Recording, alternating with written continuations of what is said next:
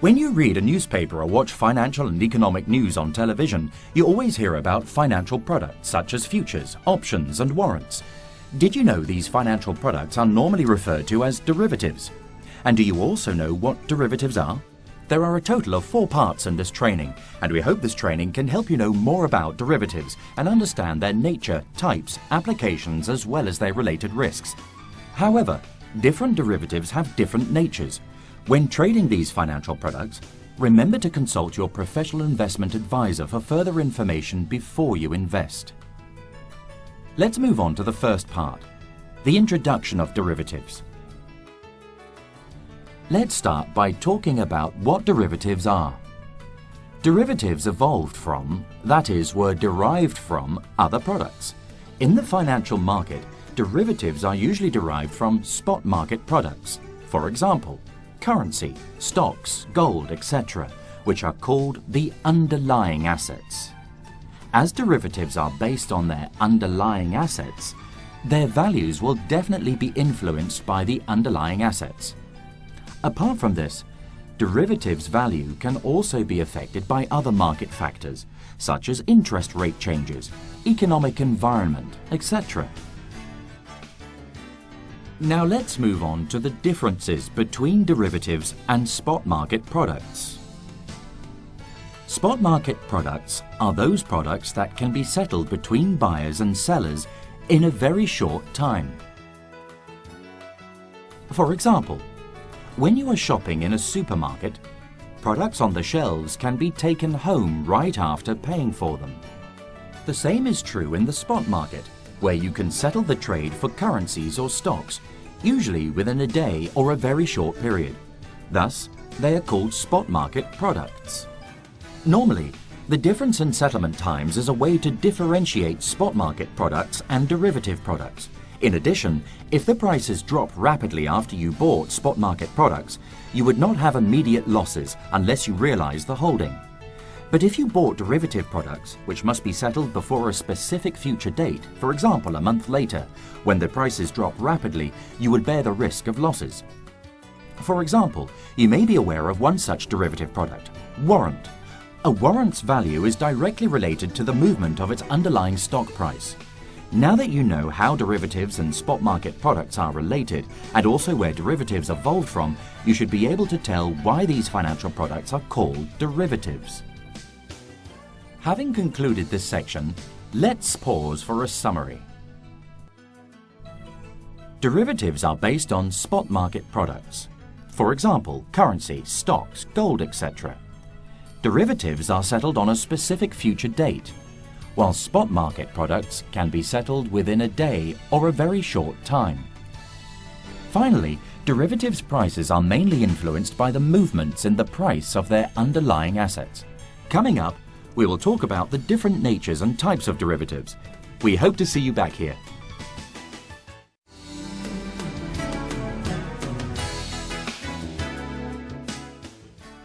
Last time we talked about what derivatives are. And in the following section, we will be talking about the different types of derivatives and their natures. There are various types of derivatives in the market, and here we will focus on 2 main types, namely futures and options. Let's take a look at them in detail and highlight the differences between them. Let's talk about the first type of derivatives. Futures refers to contracts between a buyer and a seller, who mutually agreed to trade underlying assets, for example, stocks, currencies, gold, etc., on a specific future date, for example, 1 month later, at a specific price. On the designated date, both the buyer and seller have to follow the arrangements in the contract, including the price and the quantity of the underlying assets. That means the buyer has to pay the exact amount as defined in the contract for the seller's underlying assets. Similarly, the seller has to abide by the agreed price as specified in the contract when selling the underlying assets to the buyer. In addition, futures can also be further classified into 2 types, listed and non-listed, also known as over-the-counter. Those futures products listed on an exchange are called futures contracts. You may have heard about the Hang Seng Index futures on the financial news. That is an example of futures contracts listed on the exchange. For those that are not listed on the exchange, they are called forward contracts. Sometimes you may hear about something called a swap, such as a currency swap or interest rate swap. Actually, these swap products usually consist of a pair of forward contracts. For example, you could buy and sell two different forward contracts at the same time and use a swap to exchange two different currencies at specified prices and dates. For example, assume that you want to exchange your Hong Kong dollars into Australian dollars 2 days later and then set them aside as a fixed deposit to earn interest. When the fixed deposit matures, say in 1 month, you would like to convert the Australian dollars back into Hong Kong dollars at a predetermined exchange rate. To do this, you can buy and sell two different forward contracts at the same time today, so to lock up the exchange rate now to avoid impact of future fluctuations in the foreign exchange rates. Now let's focus on futures contracts that are listed on the exchange. These futures contracts have a common characteristic, which is called the standardized contract. What does this mean? For example, each index point of the Hang Seng Index futures is priced at $50 by the exchange. That means when any investor trades the Hang Seng Index futures, all other investors use the same formula of 1 point equaling $50. This is what we mean by the standardized contract. Forward contracts are not listed on the exchange. Unlike futures contracts, forward contracts are not standardized contracts. Settlement prices and trading amounts can be tailor-made according to the needs of individual investors. If the contract is not traded on the exchange, we call it an over-the-counter or OTC contract. A currency forward contract is a common example of OTC contracts, where investors make a currency forward contract with a financial institution based on their particular needs. The investor can negotiate the contract details such as settlement prices and settlement dates with the financial institution. Consider parents who buy foreign currencies to pay for their children's overseas school fees, but worry that the exchange rates will increase in the near future. Therefore, they can buy a currency forward contract, perhaps a 3-month contract from the financial institution, in order to lock in a certain foreign exchange rate at the end of the 3 months, as specified in the contract. This action could avoid currency rate fluctuations. Having already talked about futures, let's go on to talk about another type of derivative product, the option. An option is a contract involving a buyer and a seller, which gives the buyer a right but not an obligation to buy or sell the underlying asset with the seller of the option. The underlying asset's quantity, price, and the contract period are fixed at the time when the contract is made. If the buyer exercises the option, the seller must follow the contract specifications for settlement of the underlying asset. Within option products, you ought to know the difference between a call option and a put option. A call means buying the underlying asset, while a put is selling the underlying asset. Call warrants you often hear of are a kind of call option product. Sometimes you may read in the newspaper that senior management of listed companies receive stock options from the companies. These are also call option products. Now let's move on to the 3 different kinds of moneyness of options. In the money, when the underlying asset's price is higher than the call option's exercise price or lower than the put option's exercise price, the option is said to be in the money. At the money, when the underlying asset's price is equal to the call or put option's exercise price, the option is said to be at the money. Out of the money, when the underlying asset's price is lower than the call option's exercise price or higher than the put option's exercise price, the option is said to be out of the money. To make this clearer, consider this call option example. Assuming that a buyer and a seller entered into a call option contract where the buyer can buy a pack of salt from the seller at the price of $2 after 1 month. Even if the market price for the pack of salt rises to $20 after a month, the buyer can still buy from the seller at the price of $2. For the buyer of the call option contract, the salt is $18 cheaper than the current price. However, the seller will lose $18 at that time. In the market, you can act as the buyer of an option with the right to buy or to sell the underlying assets, but you have to pay the option premium in exchange for that right. The seller will earn the option premium, but at the same time he or she also must bear the risk of market price fluctuations, which may result in possible losses. You might ask why someone would want to be an option seller if there is a chance of losing money. Firstly, no one knows what the price will be after 1 month. Secondly, the option contract seller received a specific amount from the buyer as the price of buying the contract. This is the option premium, which we mentioned earlier. The option premium can be viewed as a cost of buying a right. While the sellers receive the option premium, they may potentially enhance their returns. Investment products that consist of different derivatives are often called structured products. Equity-linked deposits or currency-linked deposits are common examples of structured products. Most of these structured products consist of derivatives. That is, a combination of different derivatives, some of which are principal protected and some of which are non-principal protected. Therefore, when you invest in structured products, which are mixtures of derivatives, a clear understanding of the detailed contract provisions is particularly important. For example, whether it is principal protected or non-principal protected. Of course, when trading structured products, you always need to bear in mind the risk of significant market price fluctuations, which may result in possible losses. We have just covered futures and options, but in fact there are many examples of these derivatives in the market, including the listed products and non-listed products you usually read about in the newspaper. Warrants, or the callable bull or bear contracts, are common examples of listed products, which are a kind of option. Non-listed products, such as equity-linked deposits or currency-linked deposits, are commonly available at any bank or financial institution. Now let's make use of an equity-linked deposit for a further explanation. Its structure contains an equity option, which means that the investor who buys the equity-linked deposit acts as the option seller, who receives the option premium as earlier mentioned.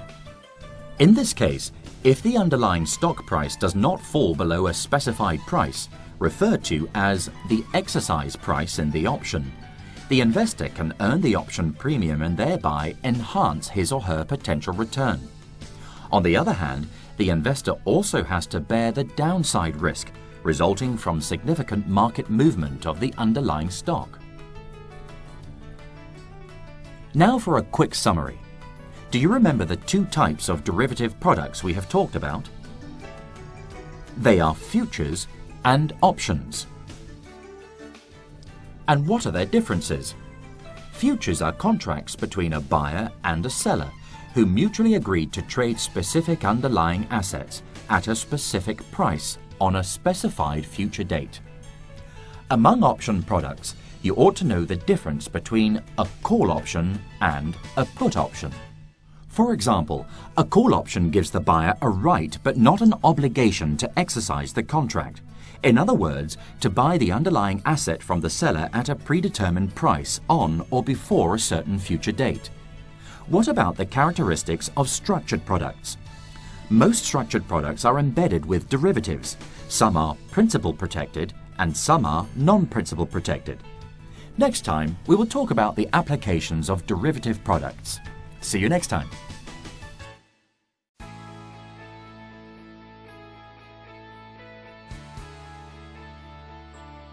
Last time we introduced common types of derivatives and their natures. Now we're going to talk about their applications. There are many applications of derivatives, but we will now focus on 4 applications of derivatives. They are 1. Speculation yield enhancement. 2. Access to different asset classes. 3. The leverage effect. 4. Long or short exposures and risk hedging. To begin, the first application is speculation yield enhancement. How can you use derivatives to enhance yield? Let's use a commonly available equity-linked deposit as an example. Suppose an investor has an insight. He believes the stock will not drop significantly in the coming month, and even if certain stocks drop below a certain price, the investor is willing to buy those stocks at that price. If so, he can use an equity-linked deposit by selling a put option. If the stock price does not fall below a certain level, he can enhance this investment yield by receiving the option premium, and he does not have to actually buy the stocks. But if the stock market drops, then he needs to buy stocks at a higher price than the market price, and if the stock falls sharply, there will be a greater risk of loss. The second application is access to different asset classes, meaning that you can participate in or buy and sell different assets, for example stock, foreign currency, etc., through derivatives. By making use of derivatives, you can participate in different investment markets, even in some markets that are harder to enter. As an example, the A-share market in mainland China is a market participation by foreign investors is subject to restrictions. However, through what is known as synthetic ETFs, investors can indirectly participate in A-share market. These synthetic ETFs make use of derivatives to track or replicate the performance of a market index as the main investment objective. Through the synthetic ETFs, although investors cannot hold A shares directly, the performance of A shares can be reflected by the synthetic ETFs the investor holds. This is one application of derivatives. Third application is the leverage effect. For example, you may have heard about a warrant, which has a leveraging effect. Buying a board lot of shares in the stock market may cost tens of thousands of dollars, but if the investor chooses to buy a warrant, it may only cost a few thousand, and the investors can get leveraged exposure to the shares at a lower cost. This is called the leveraging effect. But of course, by doing this, you must keep an eye on the market prices, as fluctuating prices may increase risk because you're trading derivatives and not the stocks themselves. Finally, the fourth application is long or short exposures and risk hedging. The application of derivatives has a special ability here. That is, you can buy a call warrant when you expect the market to rise, or buy a put warrant when you expect the market to fall. Put warrants can help you hedge against the downside risk of the market. For example, if you hold some stocks, you can buy a put warrant when you anticipate the market will fall. If the stock price does fall, the put warrant can provide extra yield and compensate for some of the losses from holding the stocks. Let's make a quick summary. Do you remember the four main applications of derivative products? First is speculation yield enhancement, where the investor makes use of equity-linked deposits to increase their yield. If the stock price does not fall below a specified level, the return to investor will be increased because of the option premium. Second is the access to different asset classes, which means investors can buy different products, including stock or foreign currency, through derivative products.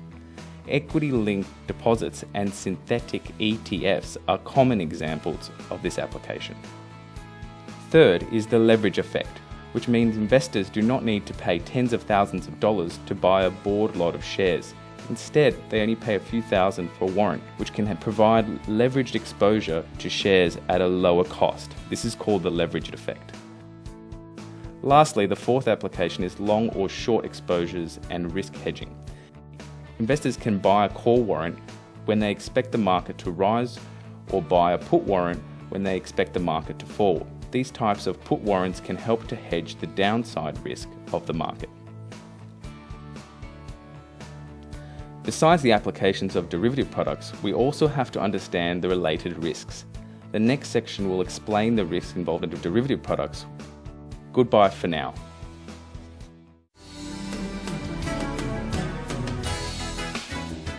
In the previous section, we introduced the application of derivatives, and now we will talk about the key risks involved in derivatives.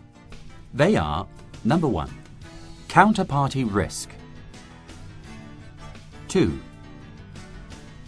investment risk of the underlying asset. Number 3, early redemption and potential capital loss risk. Number 4, liquidity risk. Number 5, interest rate risk. And number 6, leverage risk. Let's talk about them one by one. The first one is counterparty risk. Derivatives are issued by third parties, such as listed companies or financial institutions, which we usually refer to as issuers.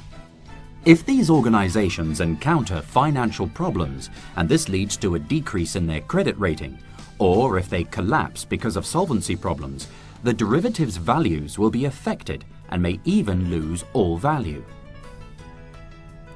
Another risk is the investment risk of the underlying asset. As we mentioned in the first part of this training, derivatives prices depend on the value of their underlying assets. Normally, fluctuations in the underlying assets' prices will affect derivatives prices directly. This is the investment risk of the underlying asset. The third risk is the early redemption and potential capital loss risk. Regardless of whether the investor chooses to redeem early or the issuer has to terminate the products because of early redemption, these actions may cause the investor to lose money because they may receive an amount less than what they have invested. Therefore, you should pay attention to the early redemption provision and consider if it would affect the amount you invest. The fourth risk is the liquidity risk. Generally speaking, this risk is related to whether or not the derivatives can be easily sold and converted into cash. Before the expiry, some derivatives may be harder to sell and convert into cash. If it's not possible to sell them, you'll have to wait until the derivatives expire before you can get your funds back. If you need to use these funds at any time, please pay special attention to this risk. The fifth risk is the interest rate risk. Any derivative will ultimately be exchanged for an asset and money, or exchanged between two currencies. The fact is that money is necessarily linked to interest rates. Therefore, interest rate changes will definitely affect the values of derivative products. Last is the leverage risk. Consider that a small movement in the stock market or foreign exchange market may exhibit more drastic change in a derivative's price. This is the leverage risk. Can you remember the different kinds of key risks we talked about? Now let's make a quick summary. They are 1. Counterparty risk. 2. Investment risk of the underlying asset. 3. Early redemption and potential capital loss risk. Number 4. Liquidity risk. Number 5. Interest rate risk. And number 6. Leverage risk. The above risks are common ones, and because of the rapid changes in the financial markets, when you trade derivatives, please make sure you are aware of the specific provisions and risks of each. We have now come to the end, and you hopefully have a better knowledge of derivatives and their risks. However, even if you fully understand the concepts mentioned in this training, it still does not mean you know everything about derivatives. Since derivatives have different characteristics, when you trade derivatives, ask your investment advisor for detailed information about the derivatives and the risks involved. As the saying goes, the more you know, the better. Until next time, goodbye.